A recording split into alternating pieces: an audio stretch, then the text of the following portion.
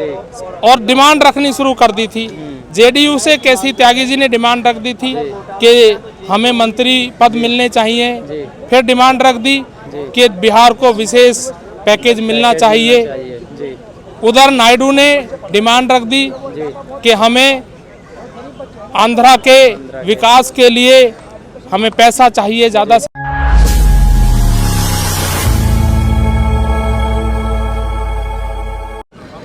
नमस्कार दोस्तों, आप देख रहे हैं लोक भारत। आज हम मौजूद हैं दिल्ली के जंतर मंतर पर और यहाँ आम आदमी पार्टी इंडिया गठबंधन की तरफ से एक विरोध प्रदर्शन हुआ है। अरविंद केजरीवाल जी के स्वास्थ्य बार बार जेल के अंदर बिगड़ रहा है और सरकार इस पर इतना ध्यान नहीं दे रही है, तो इसी को लेकर जंतर मंतर पर आज इंडिया गठबंधन की तरफ से विरोध प्रदर्शन हुआ है और वहीं पे कुछ कार्यकर्ताओं से बात करते हैं।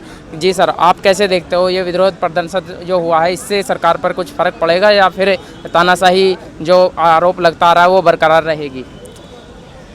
मेरा नाम रजनीश कौशिक है। मैं अध्यक्ष हूँ राष्ट्रीय भारतीय शिक्षा परिषद। जी, ये एक एनजीओ है। जी एक बार क्वेश्चन दोबारा रिपीट करना। मैं ये कह रहा हूँ सर, ये जो विरोध प्रदर्शन आज इंडिया गठबंधन की तरफ से हुआ है, क्या इसका देश की जो सरकार है एक तरह से जो तानाशाही चल रही है उस पर कुछ फर्क पड़ेगा या ऐसे ही चलती रहेगी? देखिए, फर्क तो निश्चित रूप से पड़ेगा। जी बिल्कुल। 2014 में मोदी जी की सरकार और 2019 में जो सरकार बनी, उस सरकारों की तुलना में ये 2024 में जो सरकार बनी है ये मोदी जी की सरकार नहीं है, अर्थात ये बीजेपी की सरकार नहीं है, ये एनडीए की सरकार है। एनडीए की सरकार 2014 और 2019 की सरकार के कार्यकाल में मोदी जी ने एनडीए के एक भी घटक दल से कभी पूछा नहीं, कोई सलाह नहीं ली, कोई मीटिंग नहीं की, कभी ये बुलाया नहीं कि भाई आप एनडीए के साथी हो, आ जाओ मीटिंग करनी है। अब पूछते हैं। अब आप देखते होंगे हर मीटिंग में नायडू नीतीश दोनों अगल बगल रहते हैं। क्यों? क्योंकि वो महत्वपूर्ण साथी हैं, महत्वपूर्ण घटक है इंडिया गठबंधन के। बैसाखी है वो, बैसाखी वाली सरकार। जब तक उनकी बैसाखी यहाँ मोदी जी की यहाँ लगी हुई है ना, तब तक ही मोदी जी प्रधानमंत्री हैं। इसलिए उन्हें अब इंडिया गठबंधन के दलों की अहमियत तो पता चली। और ये पता कैसे चली? जो इंडिया गठबंधन की पार्टियों ने मजबूती से चुनाव लड़ा, एकजुट होकर जो चुनाव लड़ा, उससे भारतीय जनता पार्टी को करारी टक्कर मिली, करारी शिकस्त मिली और आज मोदी जी घबराए हुए हैं। आज आप देखो, अभी संसद का सत्र चल रहा है। राहुल गांधी जी जब भी बोलते हैं तो बीजेपी के लोग उनकी बातों को धैर्य से सीरियसली सुनते हैं।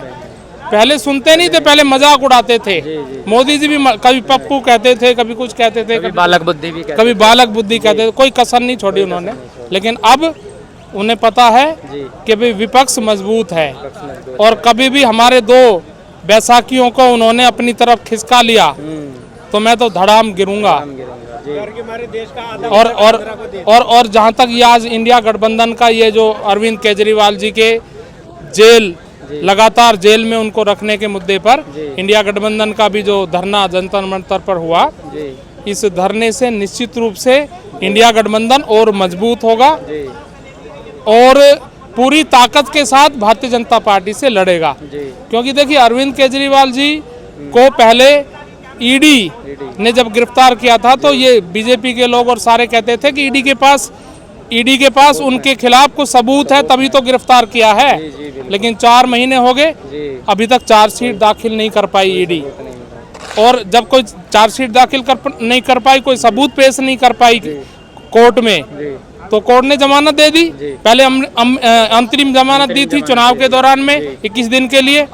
अब दोबारा से लोअर कोर्ट ने भी उनको जमानत दे दी और जैसे ही उनकी जमानत होने वाली थी और जेल से बाहर आने वाले थे, इस केंद्र सरकार ने, मोदी जी ने और अमित शाह ने सीबीआई से उन्हें गिरफ्तार करवा लिया। इट मीन्स कि किसी ना किसी तरह से वो मोदी जी, अमित शाह, भारतीय जनता पार्टी के लोग उन्हें जेल में रखना चाहते हैं क्योंकि वो डरते हैं। वो यदि मोदी जी और अमित शाह डरते हैं तो केजरीवाल से, आम आदमी पार्टी से डरते हैं। क्योंकि आम आदमी पार्टी तेजी से पूरे देश भर में उभरने वाली पार्टी है, जो बहुत तेजी से उभर रही है। और ये पार्टी ऐसी है जो बीजेपी के किसी भी हथकंडे में उनके काबू में आने वाली नहीं है, क्योंकि 3 बार से खूब मोदी जी ने ताकत लगा ली दिल्ली में, सबने ताकत लगा ली। एक बार 3 ही एमएलए जिता पाए मोदी जी, जबकि उन्होंने पूरी दिल्ली में बड़ी बड़ी जनसभाएं की थी। अगली बार सिर्फ 8 ही एमएलए जिता पाए। तो अब उसके बाद नगर निगम में भी आम आदमी पार्टी आ गई यहाँ दिल्ली में। तो इसका मतलब क्या है कि चुनावी मैदान में आम आदमी पार्टी को बीजेपी हरा नहीं सकती, और हरा नहीं सकती तो वो क्या करेगी, वो ऐसे ईडी सीबीआई इन हथकंडों का इस्तेमाल करके, इन एजेंसियों का इस्तेमाल करके पार्टी के हमारे वरिष्ठ सीनियर नेता अरविंद केजरीवाल जी को और नेताओं को भी लटकाना चाहते हैं, डेमोरलाइज करना चाहते हैं। लेकिन हम लोग और हमारे नेता डेमोरलाइज नहीं होंगे। हम आंदोलन से निकले हुए लोग हैं, संघर्ष करके आए हैं। ऐसे ही कोई सत्ता नहीं मिल गई, संघर्ष करके आए हैं। तो निश्चित रूप से आज के इस धरने से, इस इंडिया गठबंधन का जो एकजुट धरना हुआ, इससे फर्क पड़ेगा। जी, एक सवाल ये भी है, जो अभी बजट पेश हुआ है उसमें सिर्फ इंडिया गठबंधन के जो बड़े नेता हैं उन्होंने कहा है कि सिर्फ देश में 2 ही स्टेट मोदी जी को दिखे हैं, जिन्हें 2 को ज़्यादा बजट दे दिया, और कोई स्टेट नहीं है, हैं? तो और उन्होंने ये कहा ये कुर्सी बचाने वाला बजट है।